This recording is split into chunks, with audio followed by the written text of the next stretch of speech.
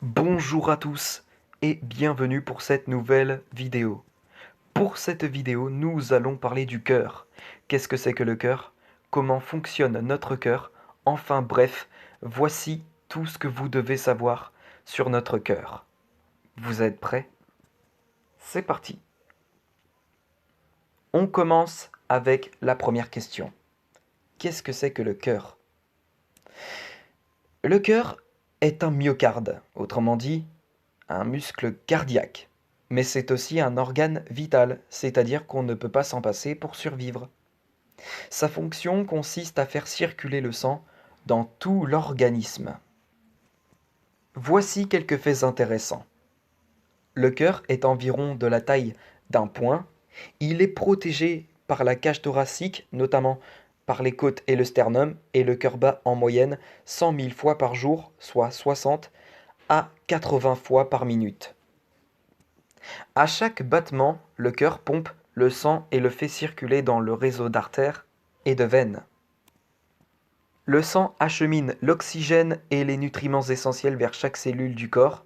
Il élimine les déchets métaboliques et le dioxyde de carbone. Les artères distribuent le sang riche en oxygène provenant du cœur dans le corps. Et les veines ramènent le sang pauvre en oxygène au cœur et aux poumons et le cycle recommence. Comme tous les autres muscles du corps, le cœur a besoin d'un approvisionnement en sang oxygéné pour fonctionner correctement. Les artères coronaires assurent cet approvisionnement. La coronaropathie est une forme de maladie du cœur et survient lorsque les artères coronaires du cœur se rétrécissent ou sont obstruées. Le cœur ne reçoit alors pas assez d'oxygène pour fonctionner correctement. Le cœur est composé de 4 parties, appelées les cavités. On appelle les 2 cavités supérieures du haut les oreillettes et les cavités inférieures du bas les ventricules.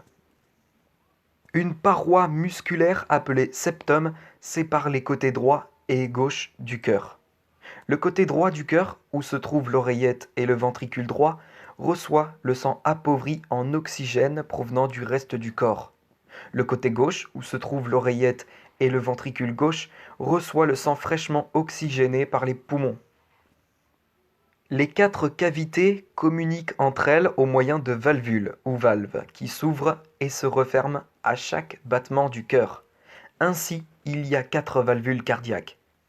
La valvule aortique, la valvule tricuspide, la valvule pulmonaire et la valvule mitrale. Ces valvules anti-retour imposent un sens unique à la circulation du sang qui passe d'une cavité du cœur à l'autre, et ainsi de suite pour ensuite être expulsé vers le reste du corps.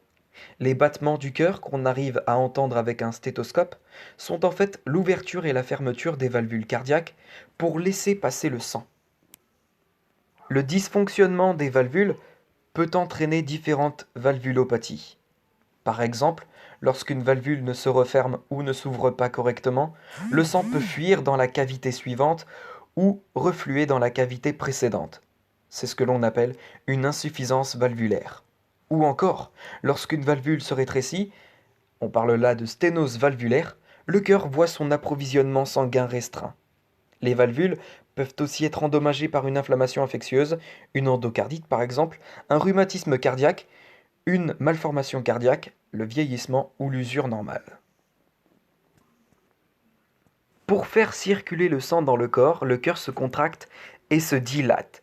Cette action de pompage s'illustre bien par l'alternance du serrement et du desserrement d'un poing. Chaque battement, le cœur expulse du sang dans les artères. C'est ce qui crée le pouls. D'abord, l'oreillette droite se remplit du sang appauvri en oxygène provenant du corps, des muscles, des organes, du cerveau et même du cœur. Lorsque l'oreillette est pleine, elle se contracte. À la contraction, la valvule tricuspide reliant l'oreillette droite et le ventricule droit s'ouvre. Le sang entre alors dans le ventricule droit. Lorsque le ventricule droit est plein, il se contracte à son tour pour pousser le sang dans les poumons par la valvule pulmonaire. Les poumons remplacent le dioxyde de carbone présent dans le sang par de l'oxygène. Le sang, maintenant oxygéné, est expulsé vers l'oreillette gauche. Lorsque l'oreillette gauche se contracte, La valvule mitrale reliant cette dernière au ventricule gauche s'ouvre. Ainsi, le sang pénètre dans ce ventricule. Le ventricule gauche expulse le sang oxygéné par la valvule aortique vers l'aorte qui alimente le reste du corps-cœur. Le sang riche en oxygène circule dans tout le corps. Enfin, les veines ramènent le sang pauvre en oxygène à l'oreillette droite qui s'en remplit et le cycle recommence. Parlons maintenant un peu de la fréquence cardiaque. La fréquence cardiaque représente le nombre de fois que le cœur bat par minute. Une fréquence normale varie d'une personne à l'autre. Toutefois, un adulte moyen au repos a généralement une fréquence cardiaque de 60 à 80 battements par minute. Au repos, elle tend à ralentir, tandis qu'elle accélère à l'effort. Connaître votre propre fréquence cardiaque peut vous aider à déceler des problèmes de santé. Une activité électrique contrôle la fréquence, c'est-à-dire la vitesse, et le rythme cardiaque. Lorsque ce dernier est régulier, on parle d'un rythme sinusal normal. Lorsqu'il y a un problème avec le rythme ou la fréquence cardiaque, on parle d'arythmie, tachycardie, bradycardie, extrasystole, bref. Voyons maintenant l'activité électrique du cœur. L'activité électrique du cœur consiste en des signaux électriques qui le font battre à un rythme régulier et à une fréquence normale. Le trajet de ces signaux commence avec une impulsion du nœud sinusal ou sino-auriculaire, situé dans l'oreillette droite. L'impulsion électrique traverse le cœur du haut et du bas, soit des oreillettes au ventricule. Chacune leur tour, les parties du cœur se contractent pendant que les autres se dilatent. D'abord, l'impulsion électrique est émise par le nœud SA, autrement dit le nœud sino-auriculaire, et transmise aux oreillettes qui se contractent et expulsent le sang vers les ventricules. L'impulsion atteint le nœud AV, le nœud auriculo-ventriculaire situé sur la paroi qui sépare les oreillettes des ventricules. Elle y reste un moment, le temps que les ventricules se remplissent de sang. L'impulsion électrique se rend au ventricule par des fibres musculaires situées dans le septum, le faisceau atrio-ventriculaire ou le faisceau de His, et dans les parois internes des ventricules, les fibres de Purkinje. Enfin, l'impulsion déclenche la contraction des ventricules, ce qui expulse le sang vers le poumon et le reste du corps. Et bien voilà ce qui conclut cette vidéo, j'espère qu'elle vous aura plu et qu'elle vous aura fait comprendre un peu plus de choses sur le cœur. J'espère que cette vidéo vous a plu, si c'est le cas n'hésitez pas à lâcher un pouce bleu, à vous abonner, à commenter, à partager la vidéo également.